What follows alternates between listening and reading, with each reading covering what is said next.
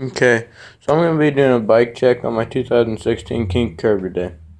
So we'll start at the top with the grips. I've got ODI long neck red grips. I've got Kink human bars. I've got a Kink top load stem. I've got Kink forks. Got ODYSSEY tires, red. Like I said, my frame's a 2016 Kink Curve. I'm running some red pedals. Sunday seat clamp, as you can see. I'm running the LA ODYSSEY guard, sprocket guard.